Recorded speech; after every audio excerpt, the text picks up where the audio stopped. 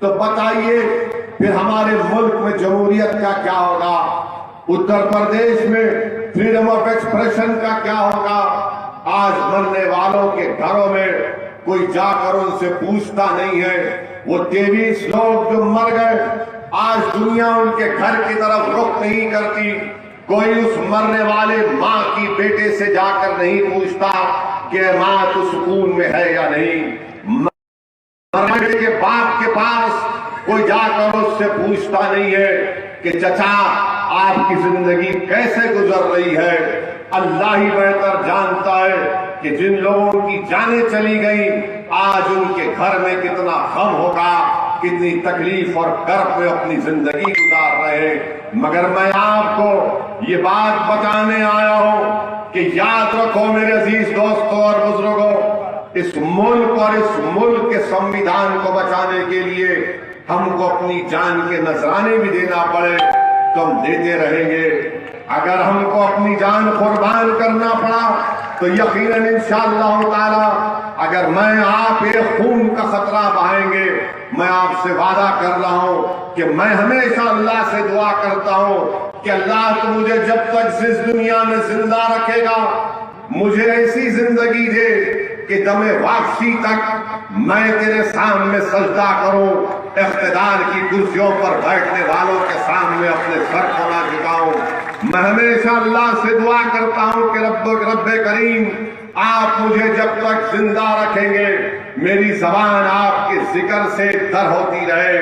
میں اللہ سے ہمیشہ دعا کرتا ہوں اور کرتا رہوں گا کہ اللہ تو مجھے جب تک زندہ رکھے گا مجھے میری زبان میں وہ طاقت دے کہ میں ظالموں کے سامنے کھڑے ہو کر ان کے ظلم پر انصاف کا مطالبہ کرتا رہوں۔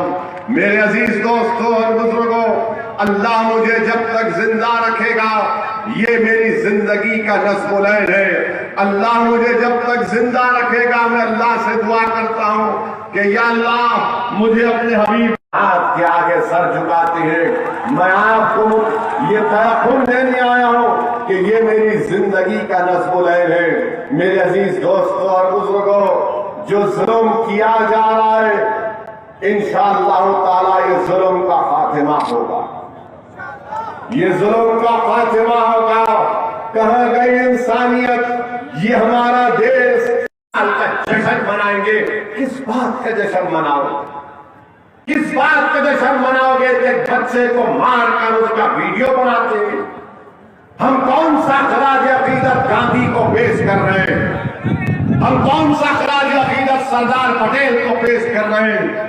ہم کون سا خراج عقیدت ان مجاہدین آزادی کو پیش کر رہے ہیں؟ ہم کون سی محبت سبھاش چندر بوس نیتا جو؟ مگر انسانیت تو سب سے بڑی چیز ہے۔ اگر میں اچھا مسلمان، اگر میں اچھا انسان نہیں ہوں تو میں اچھا مسلمان نہیں بن سکتا۔ اچھا مسلمان بننے کے لیے اچھا انسان بننا پڑے گا، اور اچھا انسان بننے کے لیے کملی والے آقا نے کیا کہا تھا کہ تم زمین والوں پر رحم کرو، آسمان والا تم پر رحم کرے گا۔ یہاں رحم نہیں کیا جا رہا ہے، یہاں پر رحم نہیں کیا جا رہا ہے، یہاں پر ظلم کیا جا رہا ہے، یہاں پر نفرت کے اضافہ کیا جا رہا ہے۔ بتاؤ جب یہ نفرت اتنی پھیل جائے گی تو پھر ملک میں کیا ہوگا؟ کون ایکسٹریمزم کی طرف جا رہا ہے؟ کون ریڈیکلائز ہو چکا ہے؟ میرے عزیز دوستوں اور بزرگوں، یہ بات آپ کو سمجھنے کی ضرورت ہے۔ اسی لیے اس نفرت کے خاتمے کے لیے، تاکہ وہ معصوم بچے جو آج ہماری صفوں میں بیٹھے ہیں ان کو کوئی مارے نہ پیٹے، اس بچے کے ماں باپ کی کوئی بے عزتی نہ کرے، اسی لیے اوم پرکاش راجبر صاحب نے سنکلپ مورچہ بنایا ہے، اور ہم کو اس ظلم کے خاتمے کے لیے، انصاف کو حاصل کرنے کے لیے، میرے عزیز دوستوں، میری عزتدار ماں اور بہنوں، ہم کو نفرت کے خلاف متحد ہونا پڑے گا۔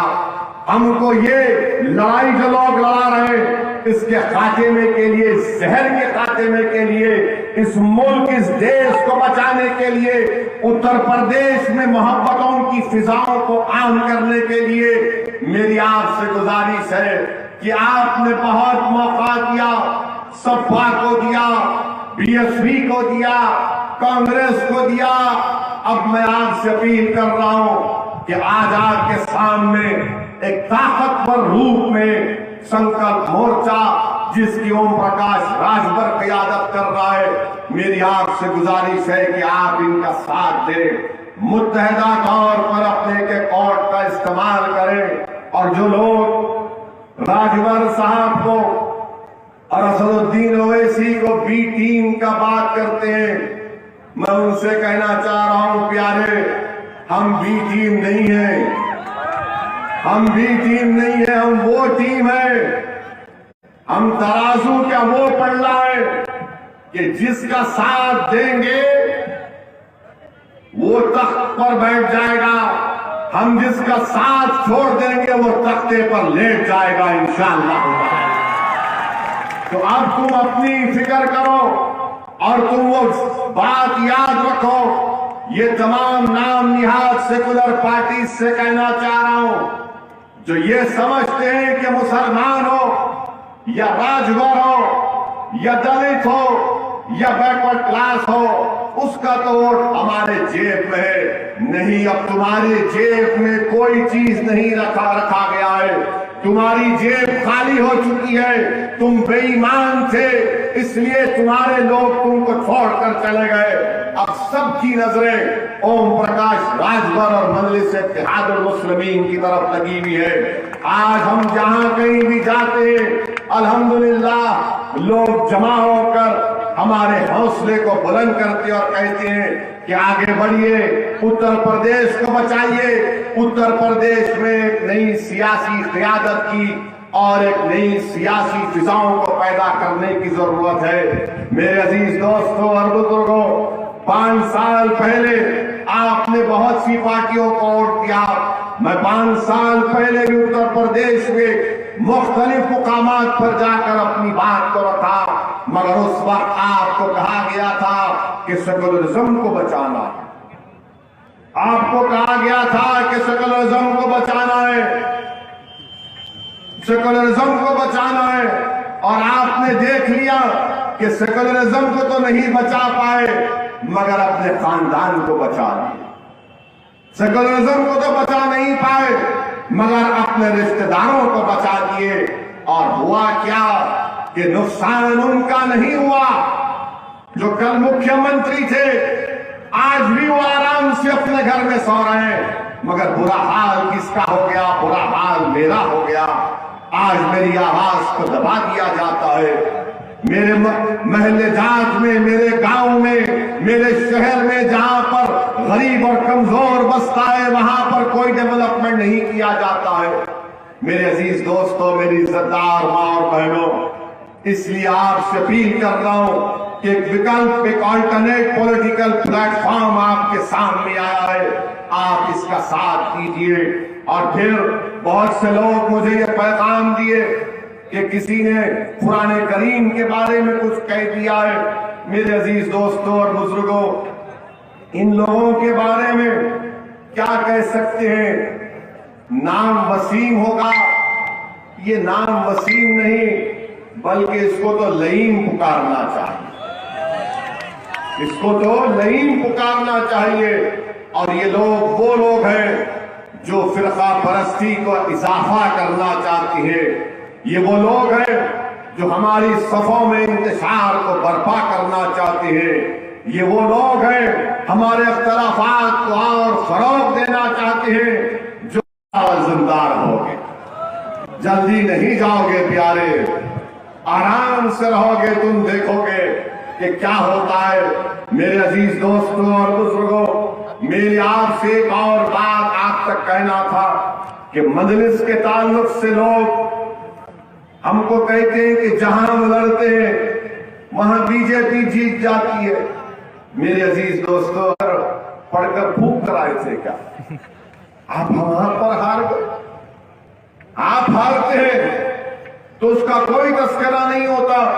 اب ہم جب آگے بڑھ کر غریب مظلوم عوام کے انصاف کے لیے لڑتے ہیں تو ان کو پیٹ میں درد شروع ہو جاتا ہے، ان کو سر میں درد شروع ہو جاتا ہے، ضرور آپ کے سر میں درد ہونا چاہیے، آپ کو تکلیف ہونا چاہیے، ابھی بھی وقت ہے۔ ہماری ان باتوں کا جس کا ذکر اوم پرکاش راجبر صاحب نے کیا، سنجیدگی سے غور کریے، اس پر سوچئے، ورنہ نقصان ہمارا کچھ بھی نہیں ہے۔ ہمارے پاس نہ کوئی محل ہے، نہ ہمارے پاس کوئی چیز ہے۔ اگر پھر تم چلے گئے گمنامی کی وادیوں میں تو یاد رکھو جو تمہارا محل تمہارے پاس ہے وہ انشاءاللہ کہیں ویران نہ بن جائے، ورنہ دنیا دیکھ کر کہے گی کہ ہاں یہ کھنڈیر بتا رہا ہے کہ عمارت کسی زمانے میں شاندار تھی۔ اب ان کو سوچنا ہے کہ کیا اقدام کرنا ہے۔ ہم راجبر صاحب